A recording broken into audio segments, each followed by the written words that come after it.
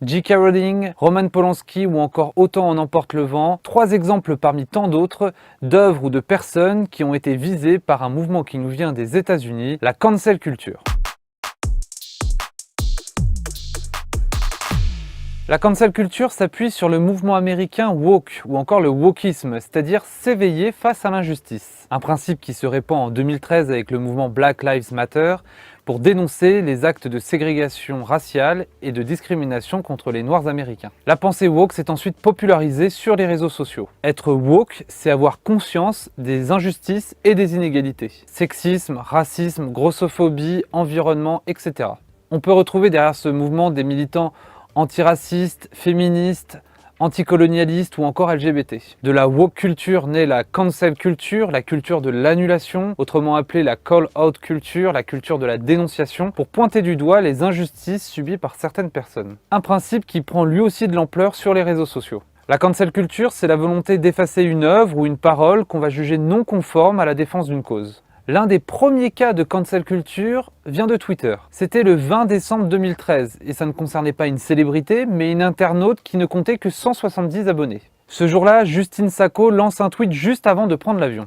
Départ pour l'Afrique, espère ne pas choper le sida, je déconne, je suis blanche. Résultat, elle enflamme Twitter, devient le sujet tendance numéro 1, se fait licencier par son patron, renier par sa famille et doit même faire face au boycott des employés de l'hôtel où elle devait séjourner. Mais on peut cancel une œuvre ou être cancel soi-même pour diverses raisons.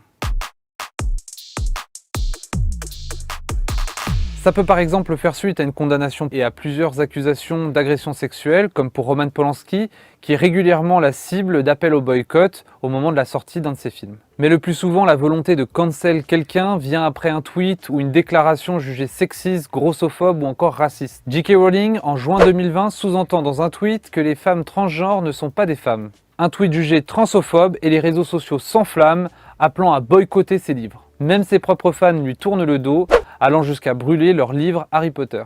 Enfin, la cancel culture peut aussi s'attaquer à des œuvres cinématographiques, littéraires ou encore artistiques. On se souvient par exemple de la polémique autour du film de Victor Fleming Autant en emporte le vent, retiré provisoirement du catalogue de la plateforme en ligne HBO Max, car des historiens avaient qualifié le film de révisionniste et porteur de préjugés racistes. Plus récemment encore, le tunnel Léopold II, rebaptisé tunnel Annie Cordy, objectif, faire oublier le passé colonial de l'ancien roi belge. Et à la suite de cela, plusieurs militants ont considéré que l'œuvre de la chanteuse véhiculait des clichés racistes à travers son tube Chaud Cacao. La cancel culture est aussi associée à la vague MeToo à l'automne 2017. Le mouvement invitait les victimes d'agressions sexuelles, de viols ou de pédophilie à s'exprimer publiquement et à dénoncer leurs agresseurs.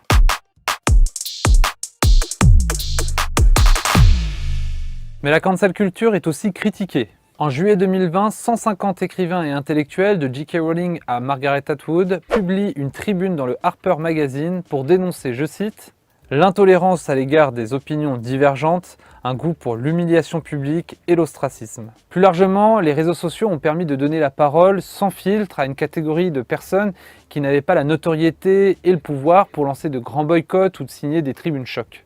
Avec les réseaux sociaux, tout est plus rapide, accessible et surtout massif. L'inconvénient, c'est que ça peut vite déraper et amener au harcèlement moral des personnes visées. En effet, comme l'explique l'universitaire et militante américaine Loretta Ross, la cancel culture peut malheureusement aussi être un moyen de faire honte et d'humilier des gens publiquement. Elle dénonce aussi le manque de nuances du mouvement.